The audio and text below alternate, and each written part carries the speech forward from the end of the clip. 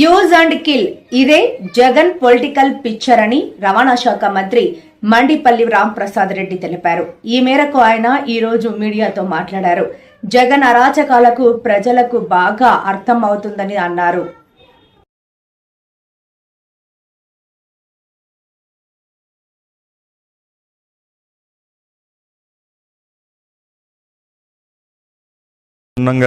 Interrogation కూడా చేయడం జరుగుతూ ఉంది. నాయకుల యొక్క అండదండలతో ముఖ్యంగా జగన్మోహన్ రెడ్డి గారి మేనమామ కమలాపురం మాజీ శాసనసభ్యులు రవీంద్రనాథ్ రెడ్డి ముఖ్య అనుచరుడు. అలాంటి వ్యక్తి సుమారుగా కడపలో వాళ్ళే కక్షలు పెట్టుకొని భూ లావాదేవీల కాడ వ్యత్యాసాలు వచ్చి అక్కడ చంపుకుంటే డ్రగ్స్లో మత్తులో చేశారని చెప్పి వాళ్ళ సాక్షి పేపర్లోనే బహిర్గతం చేయడం జరిగింది. ముఖ్యంగా మేము ఒకటే చెప్తున్నాం, దస్తగిరి అనే వ్యక్తి ఎవరైతే ఉన్నారో ఆయన రవీంద్రనాథ్ రెడ్డి యొక్క బినామీనా కాదా అని మేము అడుగుతున్నాం. ఈరోజు దస్తగిరి ఇంట్లో పోలీసు వాళ్ళు చెకప్ చేస్తే 100 కోట్ల రూపాయలు ఆస్తులకు సంబంధించి డాక్యుమెంట్లు జరగడం జరిగింది. ఆ డాక్యుమెంట్లలో రవీంద్రనాథ్ రెడ్డి గారి సతీమణి పేరు ఉన్నాయి, డాక్యుమెంట్స్ ఉన్నాయి, అలాగే వాళ్ళ అబ్బాయి పేరు మీద ఉన్న డాక్యుమెంట్స్ కూడా ఉన్నాయి. ఇవన్నీ ఇంతగా బహిర్గతం అవుతా వస్తూ ఉన్నా కూడా నిమ్మక నీరెత్తిన విధంగా ఈరోజు వైసీపీ వాళ్ళు దాన్ని తప్పుదారు పట్టే పరిస్థితిలో ఉన్నారు. ఈ ప్రభుత్వం కూడా ఒక్కొక్కటిగా ఎక్కడ ఇలాంటి తప్పు చేస్తున్నప్పుడు డిపార్ట్మెంట్ కూడా ఎక్కడ వేమరపాటు లేకుండా ఇన్వెస్టిగేషన్ చేస్తూ వచ్చింది. ఈ హత్య జరుగుతానంటే ఏదైతే కడప ఎస్పీ గారి నేతృత్వంలో కమిటీ ఏర్పాటు చేసి దీన్ని క్షుణ్ణంగా పరీక్షించేటప్పుడే అక్కడ ఎవరైతే వైసీకి సంబంధించిన డిప్యూటీ మేయర్ బండి నిత్యానంద రెడ్డి ఉన్నాడో ఆయన పేరు రావడంతో అప్పుడు ఆయన కేసు పెట్టడం జరుగుతూ వచ్చింది. ముఖ్యంగా మేము ఒకటే చెప్తున్నాం, ఈ రోజుటికి కూడా ఎక్కడ వాళ్ళు ఉన్న కుట్రపూరిత కోణాలు అయితే ఎక్కడ తప్పడం లేదు. ముఖ్యంగా ఆ రోజు జగన్మోహన్ రెడ్డి ప్రతిపక్ష నాయకుడిగా ఉన్నప్పుడు వివేకానంద రెడ్డిని హత్య చేసింది ఎవరు ఆయన క్షుణ్ణంగా తెలిసినా కూడా ఆ రోజు చంద్రబాబు నాయుడు గారి మీద నెపం జల్లి సాక్షి పేపర్లలో ఇంకా వాళ్ళకు అనుకూలమైన మీడియాల్లో నారాసుర రక్త చరిత్ర అని చెప్పి వాళ్ళు ఒక ట్యాగ్ లైన్ ఇచ్చి ఇప్పుడు ముఖ్యమంత్రి ఆ రోజు ప్రతిపక్ష నాయకుడైన మా నాయకుని మీద బురద చల్లడం జరుగుతూ వచ్చింది. అది ఎలక్షన్లలో లాభం పొందేదానికి ఆ రోజు ఆ పని చేశారు. ఇప్పటికి కూడా ఇదే కోణంలో దస్తగిరిని కూడా చంపింది వైసీపీ వాళ్ళే. దీని వెనకాల ముఖ్య పాత్ర వైసీపీకి సంబంధించిన ముఖ్య నాయకులు, మాజీ శాసనసభ్యుడు అనుకోండి, మాజీ మేయర్ అనుకోండి, అంతా జగన్మోహన్ రెడ్డి కనుసన్నల్లో జరిగిందని మేము ఆరోపిస్తున్నాం. అలాగే నేను ఒకటే చెప్తున్నా, ఈ హత్య జరిగినప్పుడు జగన్మోహన్ రెడ్డి గారు సొంత జిల్లాలోనే ఉన్నారు. రాష్ట్ర వ్యాప్తంగా ఎక్కడ ఏ చిన్న హత్య జరిగినా లేకపోతే చిన్న రచ్చ జరిగినా కూడా జగన్మోహన్ రెడ్డి గారు దండయాత్ర పేరుతో వాళ్ళ ఇళ్ళకి పోయి పర్యటించే రోజులు చూసాం ఈ 2 సంవత్సరాలుగా. ఆయన సొంత జిల్లాలో జరిగినప్పుడు ఎందుకు పోలేదని మేము ఆయన ప్రశ్నిస్తూ ఉన్నాం. ఎక్కడికి పోతుంది ప్రజాస్వామ్యంలో?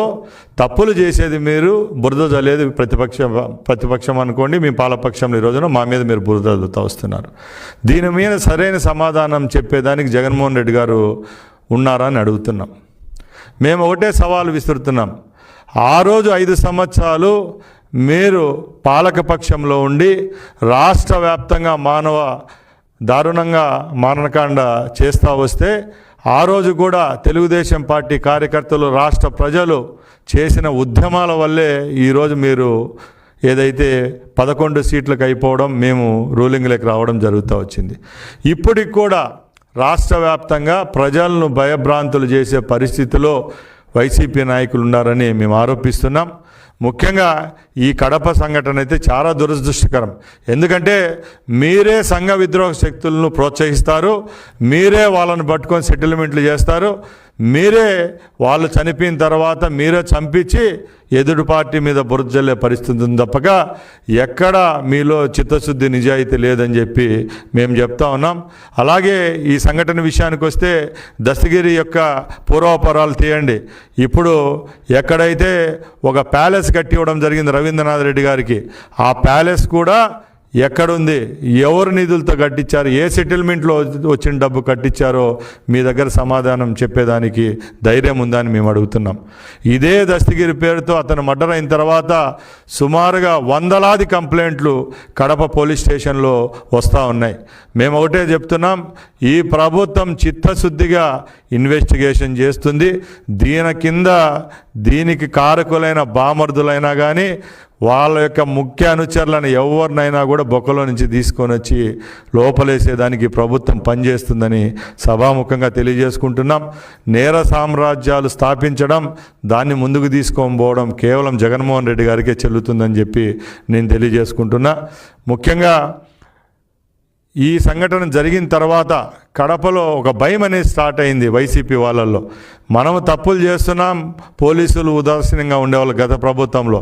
ఈ ప్రభుత్వంలో ఈ తప్పు జరిగిన నిమిషాల్లోనే మా స్థానిక పోలీసులు ఎస్పీ స్పందించడంతోనే ఈ కేసు యొక్క పురోగతి చెందుతూ వచ్చింది. ఈరోజు మేము ఒకటే చెప్తున్నాం, ఏవైతే ఆధారు దస్తగిరి కుటుంబానికి సంబంధించి వాళ్ళ ఇంట్లో దొరికిన పేపర్లే బహిర్గతం చేస్తాం.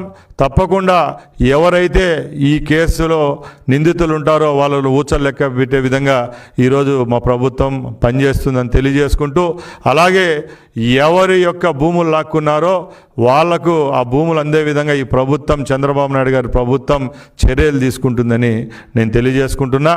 అలాగే ఈ వైసీపీ పార్టీ యొక్క ముఠాకోర్ రాజకీయానికి 2-3 ఉదాహరణలు చెప్తాను. అనంతబాబు మనందరికీ తెలుసు. ఎవరైతే ఆయన డ్రైవర్గా పనిచేసిన వ్యక్తినే చంపేసి డిక్కీలో వేసి డోర్ డెలివరీ చేసిన అనంతబాబు ఒక పెద్దల సభకు సభ్యుడు. అలాంటి అతను నిన్న రాజమండ్రిలో దొరకడం జరిగింది. మేము జగన్మోహన్ రెడ్డి గారిని అడుగుతున్నాం, ఎక్కడైనా మీలో నీతి నిజాయితీ చిత్తశుద్ధి అనేది ఉంటే